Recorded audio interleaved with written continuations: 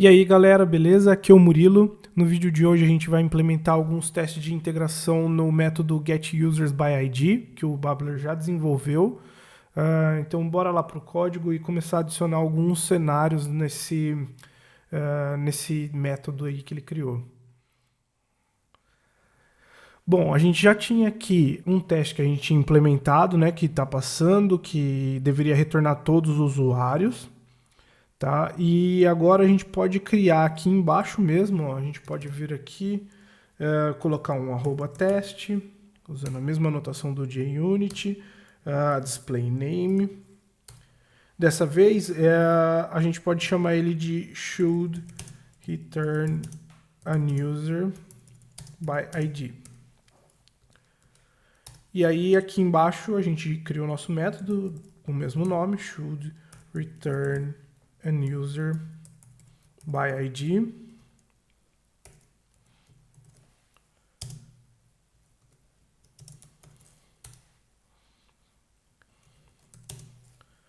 Tá, e aí aqui a gente já pode começar a implementar os nossos testes, né? Aqui, primeira coisa que a gente vai fazer, criar um usuário, da mesma forma que a gente criou no vídeo anterior, a gente pode até copiar aqui e criar primeiro um usuário. Esse aqui eu vou chamar userTest getUserById. Beleza, e aí aqui a gente salva ele na repository, né? User repository.save. E aí passo esse usuário que a gente criou. Tá, então a gente criou um usuário, ele vai inserir esse usuário e agora a gente quer guardar o ID desse usuário, porque quando a gente cria, a gente não passa um ID. Então a gente precisa guardar esse ID desse usuário de alguma forma para poder passar ele no path do nosso request. Então o que a gente vai fazer é o seguinte, a gente pode criar uma string chamada o ID, e aí aqui a gente pega o nosso user que a gente criou, dá um ponto aqui, get o ID dele. Beleza, aí a gente vai salvar nessa variável chamada UID. Agora a gente pode fazer um request usando o mockmvc, da mesma forma, dá um perform aqui, get, passa o endpoint, que seria o users. Só que agora a gente vai passar o user ID aqui, no final, né? E aí a gente vai esperar que ele retorne só um usuário, né? Ele não vai trazer um array com todos os usuários que a gente criou. E aí a gente põe aqui uma vírgula aqui. E aí a gente passa o ID que a gente guardou dentro dessa variável aqui. Certo? Então, beleza. Aqui a gente pode dar um endExpect. Aí a gente vai, o status tem que ser ok, então a gente pode até copiar esse aqui.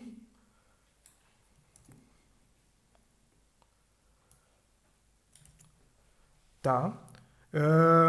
O próximo a gente pode dar mais um expect. Dessa vez, como vai retornar só um usuário, não vai ser um array.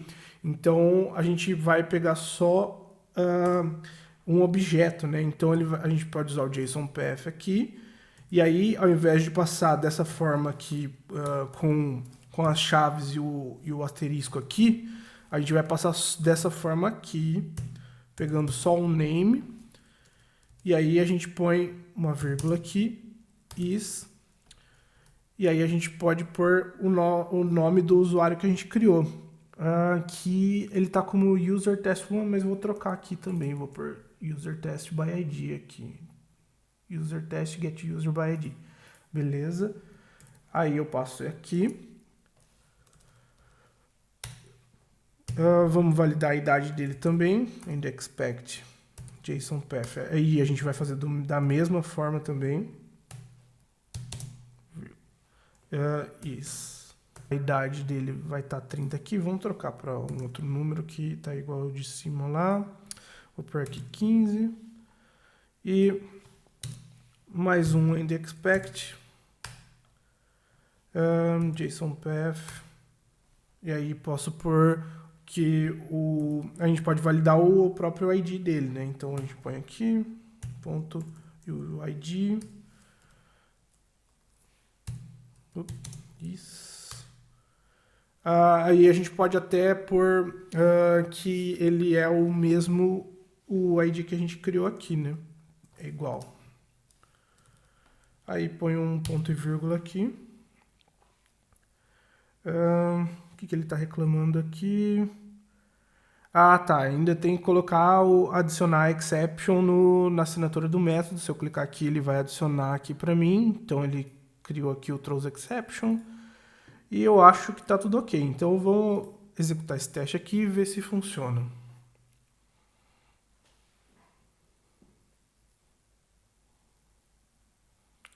Beleza, a gente conseguiu validar aqui.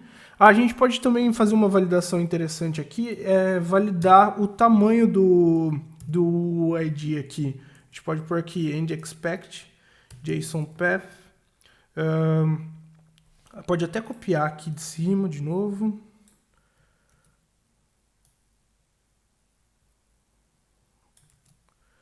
O ID. Aí a gente pode pôr aqui, ao invés do is, a gente põe o hasSize. hasLength, na verdade. Ponto. Aí a gente converte ele para string, depois pega o tamanho e aí compara o tamanho do ID que veio na resposta com o ID desse usuário que a gente gerou aqui. Vamos ver o que acontece se a gente executar o teste.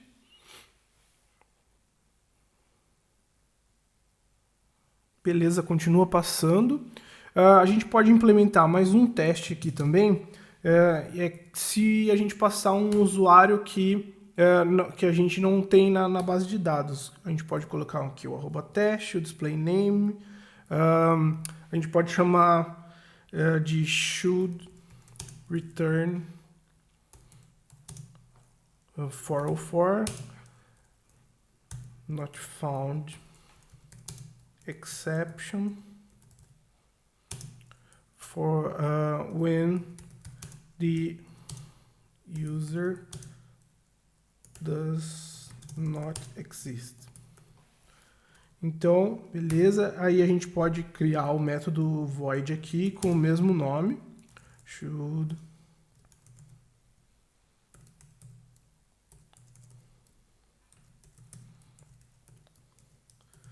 não tem problema o nome do método ficar gigante assim, a intenção é que ele seja o mais explicativo possível aqui, para você bater o olho e saber o que ele está fazendo.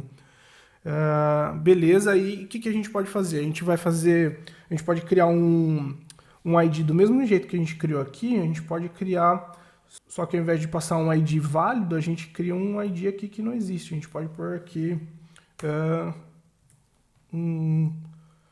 um ID 999, por exemplo. Aí a gente pode vir aqui, fazer a mesma coisa, o mesmo get aqui, perform get, e aí a gente passa o endpoint aqui, /users, user ID. Uma coisa que eu tô vendo aqui, que a gente já está repetindo aqui esse endpoint aqui 2 vezes. Se por algum acaso um dia trocar, a gente vai ter que ficar alterando em vários lugares, fazendo isso aqui. Então a gente pode copiar isso aqui. A gente pode vir aqui em cima, e aí a gente define uma constante, né, que vai ser uma private static final com esse endpoint aqui. E aí fica mais fácil da gente fazer a manutenção disso se precisar algum dia. Então a gente pode chamar aqui de users by ID. Dá um igual aqui e colar aqui. E aí a gente pode fazer a mesma coisa até com a do users também, né? E aí esse aqui eu vou chamar de user só. E aí eu vou trocar isso aqui, eu boto só /users. Tá, e aí aqui o que a gente vai fazer é copiar isso aqui. Nesse aqui eu vou pôr só essa constante aqui. E aí aqui embaixo eu vou pôr esse outro aqui.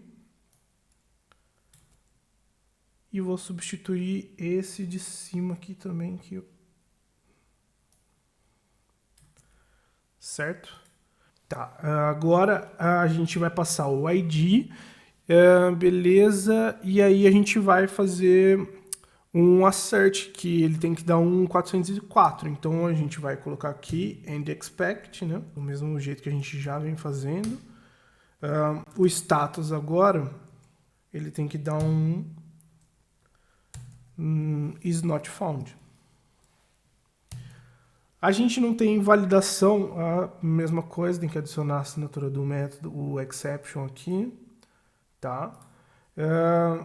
A gente não tem validação para um ID que seja inválido. A gente só tem validação para o 404, se eu não me engano. Por enquanto a gente vai criar só esses dois testes aqui. Vamos executar o primeiro teste para a gente ver se continua passando depois que a gente alterou aqui o endpoint. Então vocês viram que depois que a gente fez a primeira configuração ficou bem fácil de implementar um novo teste aqui. E com os outros endpoints vão ser a mesma coisa, com os outros métodos HTTP vão ser a mesma coisa, com put, com delete, com post. Beleza, esse continua passando e vamos ver se o que a gente acabou de implementar também funciona, né? Beleza, também passou o teste. Agora vamos fazer o seguinte, vamos executar todos os testes e ver se está tudo passando.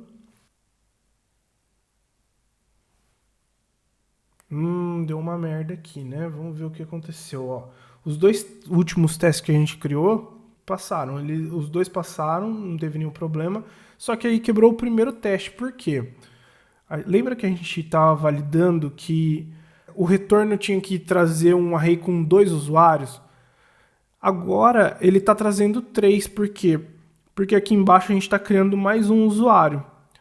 Só que o que a gente podia fazer, alterar aqui para 3 e o teste ia passar. Só que eu vou fazer uma coisa mais interessante. O que a gente pode fazer é criar um mecanismo que limpe os dados dessa tabela users a cada teste, antes de cada teste. Então vamos fazer o seguinte, a gente pode fazer aqui, ó, a gente pode injetar uma dependência do JDBC. A gente vai dar um auto-arid primeiro, e aí a gente põe aqui private JDBC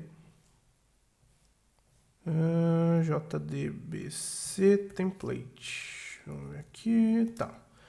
E aí eu vou chamar ele de JDBC template aqui. Tá, aí a gente vai vir aqui, antes dos testes que a gente criou aqui, ele vai ter uma anotação, né, do before each agora, né, porque é antes de cada, e aí a gente vai chama ele de setup, né, public void setup. Seguinte aqui, a gente põe delete from tables. E aí a gente importa ele do Spring aqui, tá? E aí a gente vai fazer o seguinte, a gente passa o JDBC template, vírgula, aí a gente passa o nome da tabela que a gente quer limpar. Então a gente põe a users, que é a tabela que a gente quer limpar entre cada teste, e aí antes de cada teste ele limpa a tabela e executa os testes. Então vamos executar agora tudo isso aqui e ver o que acontece. Agora é para passar, né?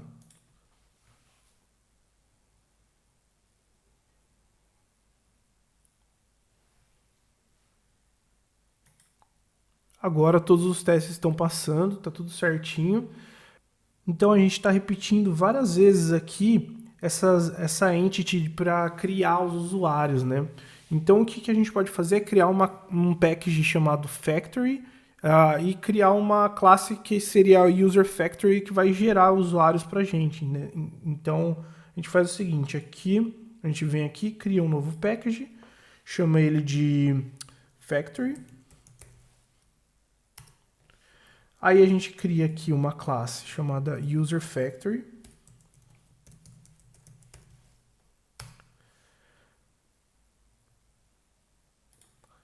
Beleza, e aqui dentro a gente vai criar um método chamado createUser. Então a gente pode colocar aqui public static user entity. Aí eu vou chamar ela de createUser. E aí, o que a gente precisa passar quando a gente cria um usuário? A gente precisa passar o nome e a idade. Então a gente vai fazer a mesma coisa aqui. Esse método aqui, createUser, ele vai receber uma string name e um int age, né? A gente pode até voltar aqui, copiar isso aqui e jogar aqui para dentro. Só que aí a gente vai fazer o seguinte, aqui a gente pode dar um return, a gente vai dar um return user entity aqui, e aí a gente vai fazer aqui, ao invés de jogar isso para dentro de uma variável, a gente pode até apagar isso aqui, e aí a gente vai pegar o name que vem do nosso parâmetro, joga para dentro do name aqui, e o age a gente joga aqui para dentro do age. Certo? Eu vou até alterar aqui para ficar mais bonitinho. Tá. E aí, aqui no nosso teste, a gente vai fazer o seguinte agora. Ao invés de fazer isso aqui, vamos até dar um enter aqui. A gente vai fazer o seguinte, dar um create user.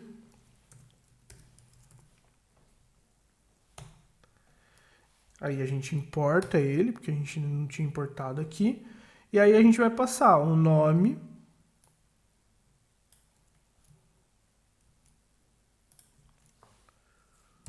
vírgula, a idade, 30.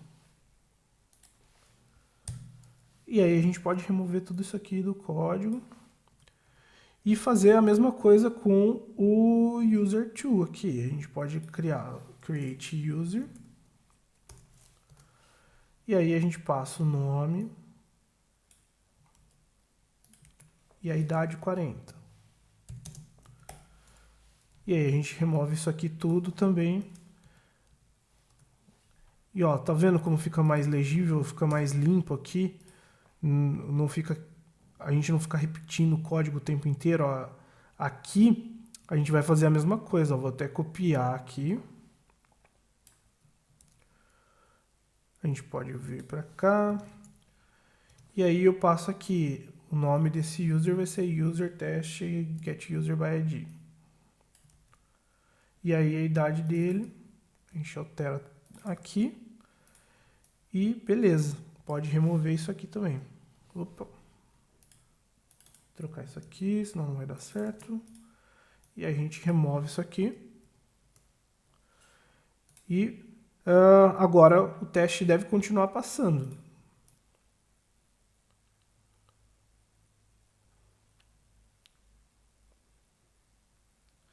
A gente pode ver que os testes continuam passando, nenhum erro, tudo funcionando.